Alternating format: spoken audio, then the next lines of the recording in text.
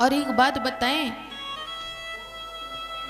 जो हम युवा अवस्था अपनी संभाल ले गए ना, तो हमारी वृद्धा अवस्था बड़ी आसानी से निकलती है। और अगर हम अपनी युवा अवस्था में बिगड़ गए, नहीं संभले, तो हमारी वृद्धा अवस्था संभलने वाली नहीं है। कहते हैं कि पूजा, भजन, जप, तप, तीर्थ, ये सब वृद्धावस्था के काम हैं। ये वृद्धावस्था में करना चाहिए। कहते हैं अगर कहीं धर्म करने लग गए, कथा सुनने लग गए, या कहीं तीर्थ पे जाने लग गए, कहते हैं अभी हमारा बुढ़ापा थोड़ी ना आया है, अभी तो बहुत समय है। अच्छा, अगर बहुत समय है, जब बुढ़ापा आ गया तो कुछ ना कुछ बीमारी अवश्य आ जाती, और सबसे ज्यादा बीमारी आती है चलने में, बैठने में। किसी को सुनने में दिक्कत होती है, किसी को देखने में दिक्कत होती है, किसी को चलने में दिक्कत होती है।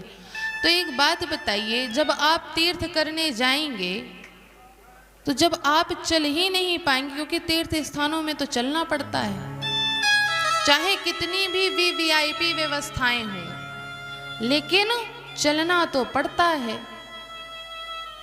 और फिर जब आप दर्शन नहीं कर पाते, मन ही मन में सोचते रह जाते हैं कि यदि हम अपने हाथ पैर चलते हुए दर्शन कर लेते तो कितना अच्छा होता। ये आप तब सोचते हैं जब आप वृद्धा अवस्था में पहुंच जाते हैं, जब आप कुछ करने में असमर्थ हो जाते हैं, तब सोचते हैं। यही आप अपनी युवा अवस्था में सोच लीजिए तो कितना अच्छा होगा। जितने धर्म के कार्य हैं, आप अपनी युवा अवस्था से करना प्रारंभ करिए तो आपकी वृद्धा अवस्था अपने आप बन जाएगी।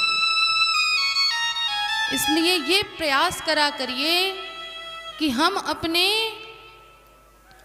बच्चों को धर्म के प्रति रुझान जागृत करें। ये ना उनको समझाएं कि अभी तो बहुत समय है, अभी तो बहुत समय है, कर लेना। जो करना है अभी कर डालो, बाद का किसी ने नहीं देखा। और जो तप, जो जप हम अपनी युवा अवस्था में करते हैं, उसी का फल हमको वृद्धा अवस्था में प्राप्त होता है। इसलिए अपनी युवा अवस्था को संभाला जाए। गोस्वामी तुलसीदास जी ने इसीलिए कहा कि यदि अपनी युवा अवस्था को संभालना है तो अयोध्या कांड अवश्य पढ़ें, क्योंकि राघव जी को भी युवा अवस्था में ही वनवास को जाना पड़ा, जप और तप करना पड़ा, तब जाके उन्होंने राज्य किया है। राजा तब बने जब उन्होंने जप और तप किया।